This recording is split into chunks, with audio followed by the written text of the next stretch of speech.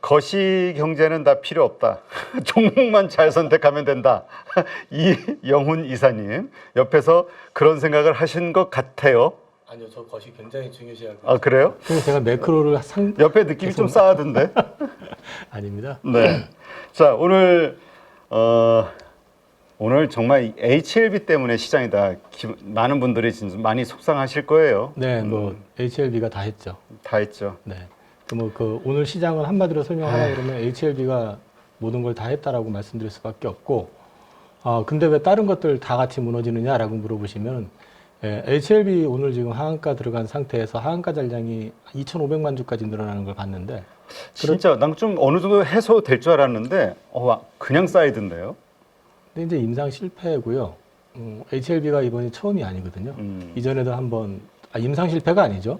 FDA 그 승인이 거절됐던 거고, 그 다음에 이제 지난번에도 한번 그런 일이 있었기 때문에 이게 처음이 아니다라는 점에서 이제 그 부담이 굉장히 큰 거죠.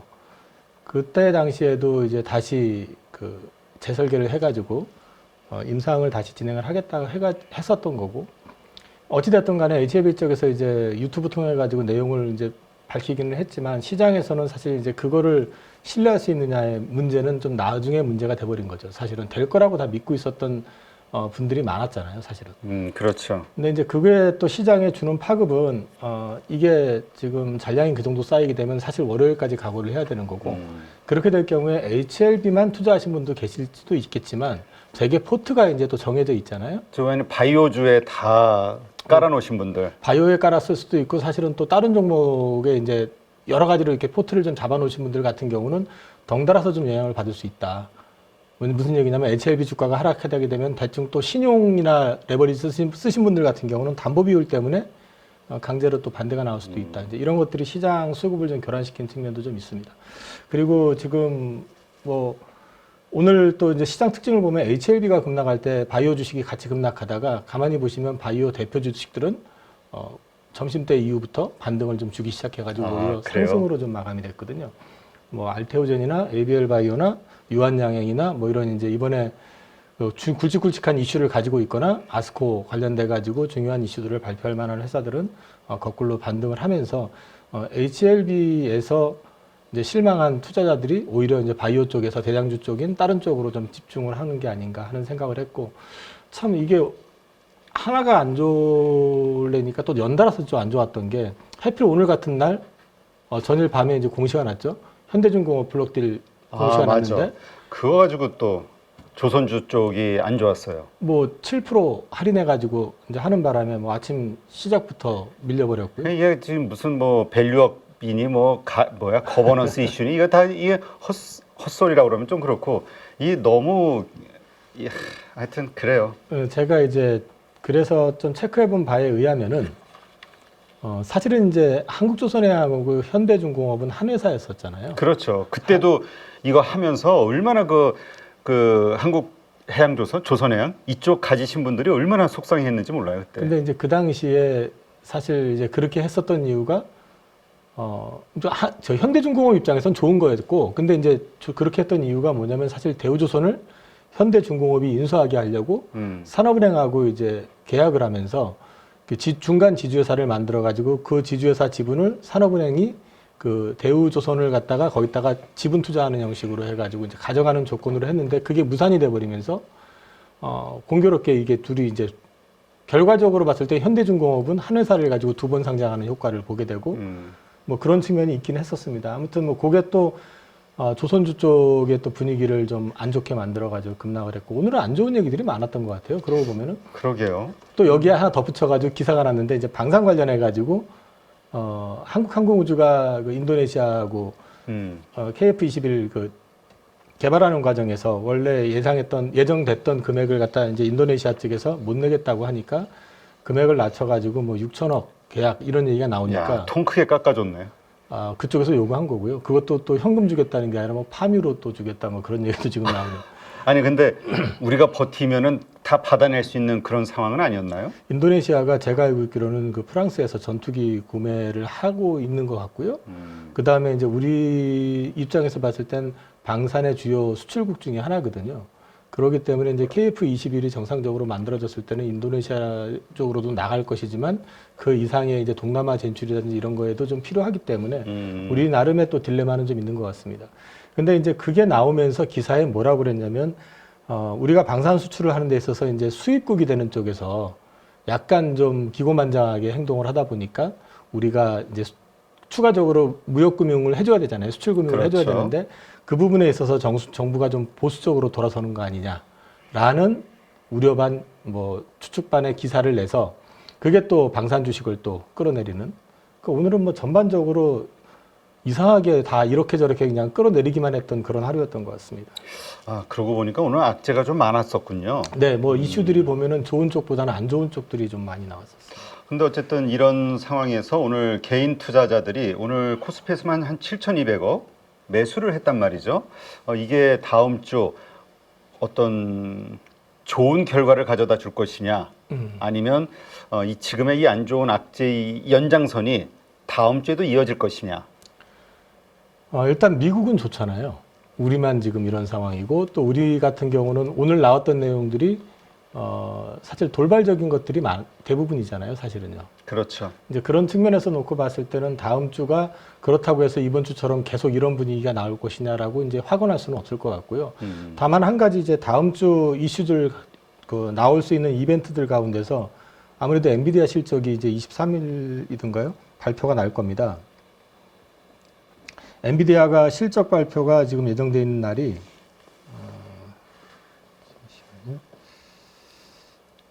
적어 왔는데 제가 제가 먹는 안약 하나 드릴게요. 노안이죠. 22일 날, 22일 날이 FOMC 회의록 발표가 있고 엔비디아 실적이 그날 있거든요. 네. 근데 이제 시장에서는 그 가이던스를 상회할 거를 기대하고 있고 그다음에 이제 포워드 가이던스도 더 많이 내줄 걸 기대하고 있는데 지난번에 TSMC 실적 발표한 걸 봐가지고는 엔비디아가 가이던스를 하회할 가능성보다는 가이던스를 맞출 가능성이 높아 보이는데 문제는 그 모습이 참 괜찮아요. 뭐 네. 나이 먹는다는 게 뭐 그런 거죠. 뭐. 네, 참 그러네요. 예. 근데 이제 그 엔비디아 실적이 가이던스를 맞춰도 이제 사실 주가가 빠질 가능성이 있다라고도 이제 보고 있기 때문에 그런 부분들을 일단 좀 염두에 두시기는 해야 될 것 같아요. 근데 이제 오늘 많이 사셨는데 뭘 사셨느냐가 되게 중요할 그렇죠. 것 같아요. 근데 이제 오늘 같은 경우 이제 그 다음 주에는 사실 이제 FOMC 의사록이 나오거든요. 근데 이제 의사록에서는 이제 FOMC에서 어떤 얘기를 했느냐를 갖다 이제 한번 열어볼 수 있는 분위기이기 때문에 연준 위원들의 어떤 반응들, 과연 파월하고 똑같은 생각인지 뭐 이런 걸 이제 확인해 볼 수 있는 정도가 될 거긴 하지만 이게 시장에 뭐 큰 충격을 줄 정도는 아닐 것 같고, 지금 봐가지고는 오늘 매수하신 분들이 섹터에 따라서 다르긴 하지만 다음 주 초반은 또 의외로 괜찮을 수도 있다. 그게 어떤 측면에서 말씀드리냐면 HLB는 안 좋을 것 같지만 거꾸로 지금 HLB 쪽으로만 봤던 수급의 관심이 지금 이제 여타 바이오 쪽으로 조금 쏠리는 그림이 좀 나왔었기 때문에 이게 이제 23일 날 아스코 초록이 나오거든요. 그러면 이제 아스코 초록 나올 때까지 해가지고 그게 좀 이어질 가능성이 있다. 그래서 이제 다음 주는 어떻게 보면 오히려 바이오 쪽이 HLB의 부진에도 불구하고 주도주 쪽 중심으로 해가지고는 그림이 좀 나올 수도 있다. 그렇게 보여집니다. 네, 그렇군요.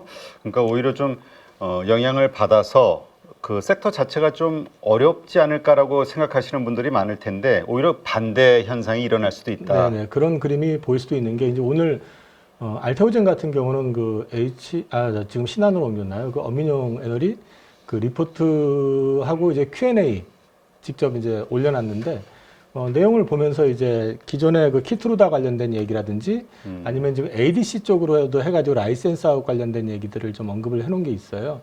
그런 게 좀 구체화되는 것 같고 삼천당제약도 이제 그쪽 그 라이센스 아웃이라든지 이제 지금 현재 진행되고 있는 것들에 대해서 주주하고 소통했던 내용들이 좀 많이 돌아다니는 것 같더라고요. 그리고 이제 말씀드렸던 것처럼 아스코가 이제 초록이 발표가 되면 네. 아스코는 사실 5월 29일부터로 알고 있는데 그 전에 이제 초록 발표되기 전까지는 거기에서 이제 발표되는 회사들 뭐 예를 들어서 유한여행만 해도 거기서 5건의 그 임상 결과가 발표가 나거든요. 그러면 이제 유한여행 같은 경우도 사실 이제 거꾸로 보면은 HLB가 일단 이제 끝이 난 상황이라고 그러면 이번에 여기서 이제 초록에 나온 내용이 생각 이상으로 좋다라고 하면 원래는 8월까지 결정이 나게 돼 있는데 FDA 승인 여부가 이게 조금 앞당겨질 수도 있고 그런 것들에 대한 기대감이 그래도 주 초반엔 좀 반영되지 않을까 싶습니다.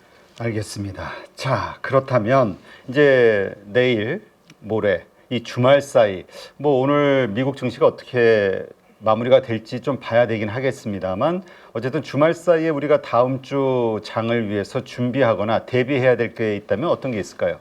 일단 저는 제가 하는 패턴을 좀 말씀을 좀 드리면 저는 토요일 날 오전에 네. 전일 이제 미국 증시 동향을 좀 체크를 하거든요. 근데 주로 이제 그 차트를 통해 가지고 많이 보는데 예를 들어서 오늘 같은 경우는 지금 미국 증시가 강했었던 섹터 영역을 보면 천연가스 쪽하고 방산, 바이오, 우주, 풍력, 그 다음에 저 탱커, 탱커선? 예. 그런 쪽이 좋았었거든요. 그리고 이제 중국 관련된 쪽이 좋았고. 그럼 이런 흐름이 계속 이어진다라고 만약에 이제 주말에 봤을 때 본다고 그러면은 다음 주 전략은 그쪽에서 우리나라하고 매칭이 되는 종목들을 좀 찾아보실 필요가 있다. 일단 1분기 실적은 나왔을 테니까. 네. 그리고 그 다음에 리포트들이 지금 이제 실적 나온 다음에 이제 쏟아져 나오잖아요. 지금 나와 있고 실제로. 그럼 그것들을 한번 점검해 보신 다음에 다음 주에는 어느 쪽에서 관심을 가져볼지에 대해서 한번 판단해 보실 필요가 있을 것 같고요. 실적이 다 나왔으니까 보유하고 계신 종목들 같은 경우 실적을 한번 전체적으로 점검을 해보시고 실적만 보실 게 아니라 이제 그 향후 전망에 대한 거라든지 이런 것들을 보셔가지고 가릴 건 좀 가리시고 가져갈 건 가져가시고 또 거꾸로 생각보다 잘 나왔는데도 불구하고 주가가 부진하다 싶으면은 이걸 더 담을 그런 기회도 한번 엿보시고 그런 것들 보시면서 너무 많이 보시지 말고 그 주말엔 좀 쉬시는 것도 괜찮을 것 같습니다. 그래요. 근데 오늘 그 우리 시장 밀린 거 이것을 어떻게 봐야 됩니까? 그 미국 증시가 밀린 차익 실현으로 인해서 약보합으로 끝난 그 상황의 연장선으로 봐야 되나요? 아니면 우리 이 HLB의 이 악재로 인한 시장의 어떤 돌발 하락으로 봐야 됩니까? 왜냐하면 뭐 항생도 그렇고 뭐 중국 지수 나쁘지 않거든요. 일단 미증시 조정 여파는 결국 나스닥인데 그 여파로 이제 반도체 주식은 오늘 좀 아침부터 좀 밀렸었죠. 소폭 조정을 좀 보이고 있었고 오후 돼서 더 밀리기는 했었지만 그것도 있긴 하지만 그거보다는 조금 일단 좀 돌발적인 이슈들이 우리 국내적인 이슈들이 좀 많았었다. 그게 HLB하고 아까 말씀드렸던 건 조선 그 블록들이라든지 이런 것들이 한꺼번에 좀 발생이 되면서 시장에 조금 충격을 준 거지 뭐 그렇게 이해하시면 될 것 같아요. 그래서 오늘 사실 급등한 종목들을 보면 방어주라고 해야 되나요? 지금 방어주라고 하기도 좀 애매하지만 음식료 쪽에서 뭐 산양식품? 그 상한가 같죠? 완전 극과 극이에요. 네, 뭐 그거 제가 요번 주에 그랬었나요? 그 밸류에이션 비교하면서 K푸드가 오히려 화장품보다는 좀 저렴하다. 저도 그렇게 갈 줄 알았었으면 좀. 근데 하여튼 후회는 항상 빨리 해도 늦은 겁니다. 아니 뭐 후회하고 그냥 잊어버려요. 저도 뭐 한두 번 해본 게 아니기 때문에. 네, 근데 그렇죠, 맞아요. 여기서 괜히 미련 가지고 좀 그러면 더 들어갔다는 돈 물리는 거죠. 거기서 좀 아쉬우면 그걸로 아쉬워하고 끝내야지 계속 쳐다보게 되면은 이제 저도 모르게 발을 닫게 되니까 그런 것들은 이제 일단은 계속해가지고 모니터링을 좀 해보시긴 하되 너무 또 많이 오른 거를 급하게 다 잡으시려고 하시는 것보다는 밸류에이션을 좀 무시하지 마시고 검토를 좀 해보실 필요가 있다. 그리고 이제 예를 들어가지고 오늘 조선 좀 많이 밀렸잖아요. 네. 다 많이 밀린 건 아닙니다. 현대중공업이 한 7%, 8% 가까이 밀린 것 같고 나머지들도 이제 같이 따라서 밀리기는 했는데 이쪽 시장 같은 경우는 제가 이제 조선 섹터 말씀드리면서 계속 언급드렸던 게 Q가 안 늘어나고 P가 회복이 되는 그런 그림이라고 말씀을 드렸어요. 그러니까 이게 급하게 올라갈 때 따라 사시면 힘들 수 있습니다. 물론 오늘은 돌발적인 이슈 때문에 그렇게 빠진 거긴 하지만 근데 많이 빠졌을 때는 거꾸로 모아가신다는 생각으로 접근을 해보시는 것도 나쁘지 않은 게 방산 쪽 시장 진출은 지금 분위기 상으로는 거의 확정되는 거 아닌가 싶거든요, 지금. 그러니까 목요일 날 제가 그 말씀드렸던 것 같은데, 실제로 실사까지 나왔거든요, 그 MRO 관련해가지고. 그리고 지금 돌아가는 분위기를 봐가지고는, 조만간 뭔가가 이루어질 것 같은 분위기가 미해군 쪽 시장 어쨌든 진출에 대해서는 구체화되는 거가 있기 때문에 그런 것들도 만약에 실제로 된다고 했을 때는 밸류업의 하나의 뭐 포인트가 될 수 있다. 그래서 조선은 너무 급하게 올라가는 거 따라하시는 것보다는 아까 그때도 말씀드렸지만 꾸준하게 스터디하게 길게 갈 가능성이 있기 때문에 그런 포인트를 맞춰서 보시면 시장을 너무 급하게만 보시지 않으면 괜찮을 것 같습니다. 네. 오늘 저는 좀 특징적으로 봤던 게 어제도 그렇습니다만 어제도 한 2,970인가 한 3천억 가까이 어제도 매도했는데 오늘 외국인들 6천억 매도 가운데서 2,635억 정도가 삼성전자 매도예요. 네네. 이렇게 연 이틀 이렇게 3천억씩, 2,600억씩 나오는 이유가 있나? 이게 삼성전자에 대한 부정적인 시각입니까? 아니면 이게 한국 증시를 던지는 겁니까? 저는 그동안 좀 삼성전자 오래 들어와 가지고 굉장히 과도하게 산 측면도 좀 있었고요. 그다음에 이제 HBM 관련해 가지고 어쨌든 좀 시장에 확 각인된 거는 이번에 콜테스트 안 된 것 같아였잖아요. 그 뒤에 물론 단독 기사로 뭐 임원진 급파됐다부터 시작을 해서 얘기들이 지금 나오고 있긴 하지만 어쨌든 기대했던 것처럼 수월하게 진행되는 분위기는 아닌 것 같다라고 생각을 하는 거기 때문에 약간 리스크 해칭 차원도 좀 있어 보이고요. 과도하게 샀던 것에 대한 일정 부분 좀 덜어내기라고 보지 한국 증시에 대해서 지금 바로 부정적으로 본다고 하기에는 환율이 급변하거나 아니면은 업황이 달라지거나 그러지는 않고 있거든요. 말씀드렸지만은 수출 데이터 이제 다음 주 또 20일 되면 수출 데이터 또 나오겠지만 이 반도체 수출 관련해 가지고는 이미 이제 급하게 올라가는 그림을 좀 보여주고 있기 때문에 HBM뿐만 아니라 기존 레거시 쪽 특히 보면은 요즘 낸드 쪽 같은 경우는 굉장히 뜨겁게 올라오고 있는 상황이라서 이런 쪽을 놓고 봤을 때 지금 삼성전자를 뭐 일방적으로 이제 털어내기 위한 그런 것도 아닌 것 같습니다. 네. 자, 그렇다면 다음 주 증시 우리가 좀 희망을 가질 만한 호재, 이벤트 이런 것들이 좀 있을까요? 저는 호재 이벤트 이런 거는 잘 모르겠고요. 왜 이제 이렇게 말씀을 드리면 제가 4월에서 6월 2분기는 원래 조정 구간이다라고 이제 계속 말씀을 드렸죠. 근데 5월이 그나마 좀 하기가 편안한 구간일 것 같다라는 말씀을 드렸었던 거고. 근데 지금 뭐 사실 다음 주 그렇다고 해서 급락하거나 뭐 그럴 가능성 저는 되게 제한적으로 보고 있고요. 역시 이제 제한된 구간 내에서 박스권 움직임을 좀 보일 가능성이 높지 않을까 저는 그렇게 보고 있습니다. 네. 그럼 뭐 다들 다음 주 목요일인가요? 그 엔비디아 실적 발표 네. 이것을 상당히 변곡점으로 보는 것 같긴 하던데 네네. 이거 말고 다른 어떤 우리 증시에 영향을 미칠 만한 이벤트 없습니까? 지금 제가 조사했던 내용을 놓고 말씀을 조금 드리면 이제 수출입 데이터가 이제 다음 주 화요일 날 나오는데 이게 이제 여기서 생각 이상으로 반도체라든지 또는 이제 2차 전지 쪽 같은 경우라든지 이런 우리 이제 좀 산업이 좀 큰 비중이 큰 쪽에서 어떤 변화가 나오는지 그런 거 지켜보실 만 하고요. 그 다음에 나머지는 사실 뭐 크게 나올 만한 이슈는 눈에 보이는 건 없습니다. 지금 뭐 미국 쪽의 데이터상으로 봤을 때 뭐 기존 주택 매매 실적 관련된 거라든지 뭐 이런 것들 나오는 거 뭐 크게 영향 줄 것 같지는 않고 다음 주 이제 그 목요일 날 아스코 아까 말씀드린 것처럼 임상과 초록이 이제 발표가 되는데 그게 잘 나왔을 경우 예를 들어서 유한양행 같은 경우는 이 경우에는 또 얘기가 조금 달라질 수도 있습니다. 그래서 이제 그 초록 관련된 내용들을 한번 지켜보실 필요가 있는데 이게 이제 아스코가 그러면 29일부터로 알고 있는데 그러면 이제 그때부터 계속 붐을 타고 그 아스코 관련된 주식이 계속 오를 것이냐 또 그건 아닐 수 있거든요. 그래서 이제 그건 종목별로 좀 대응을 하셔야 될 것 같습니다. 네. 자, 우리 이사님이 개인적으로 좀 긍정적으로 보시는 섹터, 뭐 종목들 있다면 어떤 것들이 있을까요? 뭐 저는 똑같습니다. 뭐 바이오. 그다음에 조선, 방산. 오늘 반도체. 악재 맞은 것들이지만 그래도 좋아하시는 거군요. 연간으로는 계속 말씀드리지만 올해 바이오는 이전 23년도 그러니까 24년 이전의 바이오하고는 좀 차원이 다른 새로운 한 해가 시작이 되는 시점이다. 물론 HLB가 지금 시작부터 조금 그렇게 되기는 했지만 올해 HLB 말고도 당장 뭐 알테오젠도 지금 이제 그 독점 그 머크 쪽에 키트루다 관련해 가지고 독점 계약한 거 때문에 주가가 한 단계 크게 올라와 있고 또 오늘 지금 그 컨퍼런스 콜한 내용을 갖다가 이제 어민용 애널이 정리한 걸 보면 이제 ADC 쪽 관련해 가지고 그것도 SC 제형으로 이제 라이센스하고 관련된 얘기들도 좀 나와 있는 게 있고 그 다음에 이제 삼천단 대학 제약 역시도 어떻게든 이제 얘기가 좀 나올 것 같고 한올 제약 역시도 한올 바이오 파마 역시도 마찬가지로 그다음에 유한양행 같은 경우도 이제 얀센하고 지금 병용 투여한 그 마리포사 프로젝트가 이제 최종적인 결과가 현재 나와 있는 건 8월이지만 중요한 데이터는 이번 초록이 지금 5월 23일 날 나오니까 그런 것들을 놓고 보면은 어쨌든 글로벌급의 어떤 신약을 우리가 처음으로 손에 쥐게 되는 한 해가 되고 이게 중요하다고 말씀을 드리는 게 그렇게 되면은 큰 돈이 들어오잖아요. 그 회사로.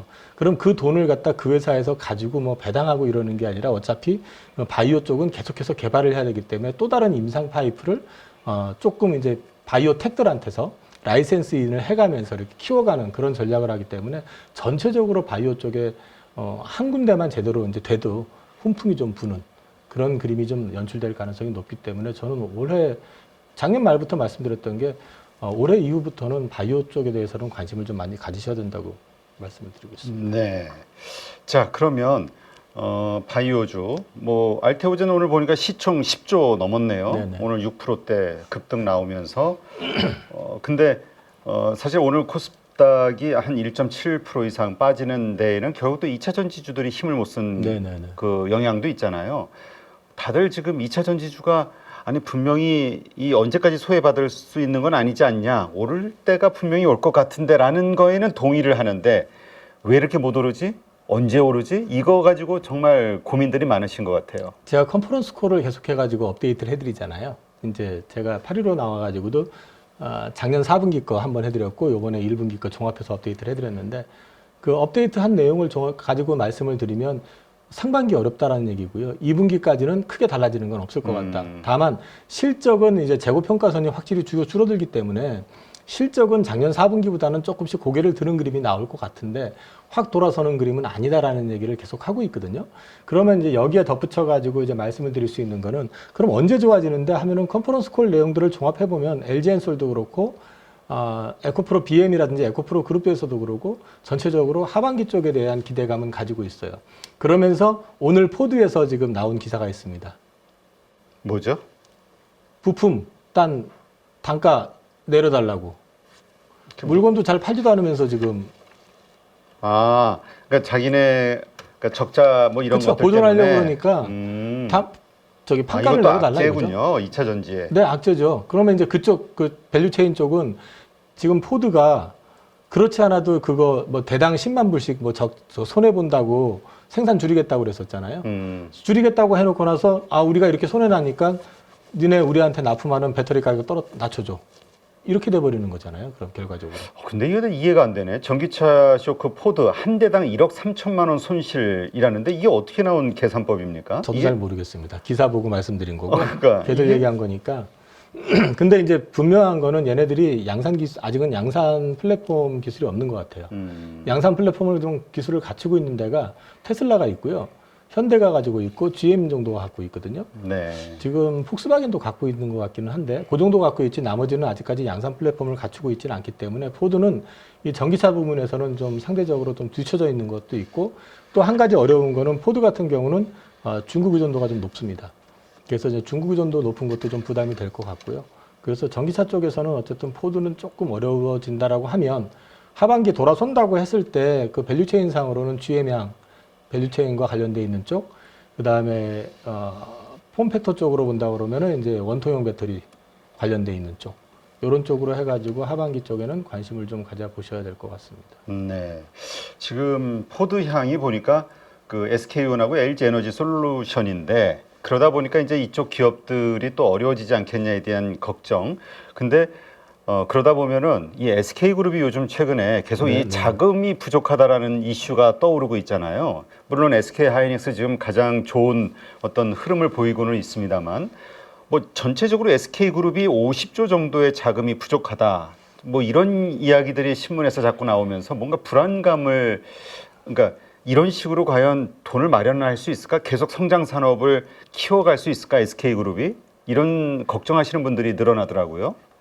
사실 이제 SK그룹이 코로나 직전만 해도 가장 신성장 산업의 투자 포트폴리오가 좋은 회사로 이게 인지가 돼 있었거든요. 네. 그리고 이제 갑자기 금리가 이제 급등해 버리면서 지금 사실 거꾸로 차입을 통해 가지고 많이 일을 진행을 했다 보니까 어려움을 좀 겪고 있는 거고, 하이닉스가 실적이 좋다고 해도 사실 그 실적 좋은 부분 상당 부분이 다 투자로 지금 연결이 되기 때문에 SK 쪽은 어떤 식이든 간에 좀 이제 기업 구조 재편에 대한 그런 움직임은 나올 가능성이 있다고 저는 보고 있고요. 근데 이제 사실 그 부분에 대해서 더 디테일하게 파고 들어가가지고 그룹이 어떻게 할 건데 이거는 잘 모르겠고요, 솔직히. 제가 말씀드릴 수 있는 그럼 내용도 아마 아닌 것 같고. 비밀 전략이겠죠, 그들의. 그거 섣불리 말 못하죠.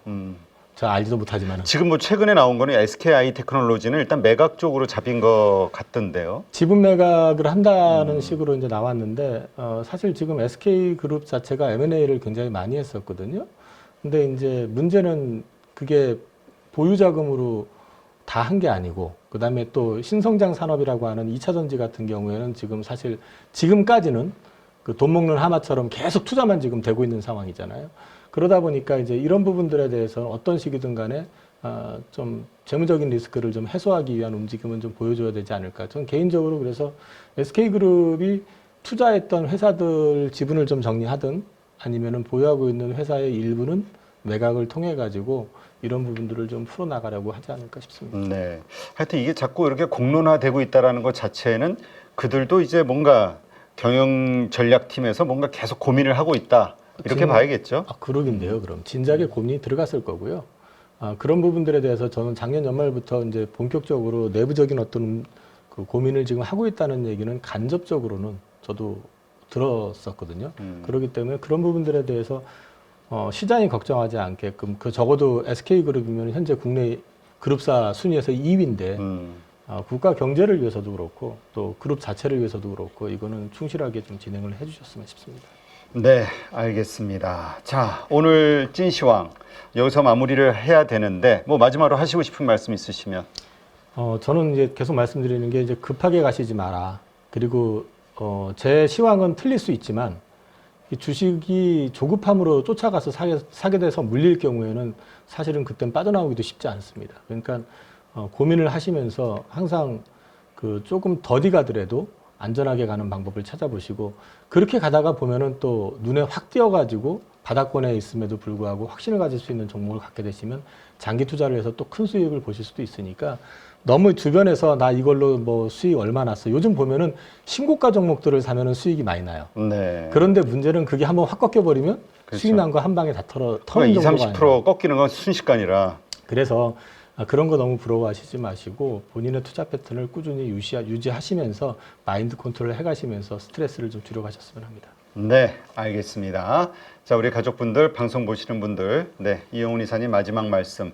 마음을 다스리는 자가 결국 멘탈을 다스리고 멘탈 다스리는 자가 결국은 돈을 다스리게 된다라는 말을 누가 하더라고요. 네.